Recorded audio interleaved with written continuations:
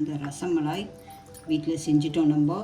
பாருங்க, ரொம்ப சாஃப்டாக பஞ்சு மாதிரி இருக்குது பாருங்கள். இதில் இந்த ஃபுல் க்ரீம் மில்க்கை ஊற்றிடுங்க.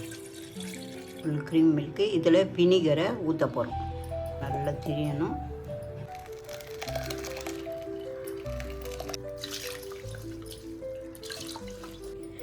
இப்படி சின்னதாக தட்டிங்க.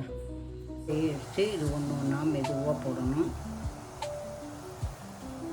நம்ம இப்போ கேஸில்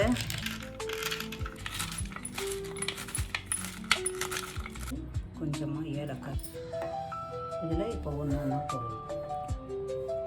பாதாம் கொஞ்சம் துருவி வச்ச பாதாம்.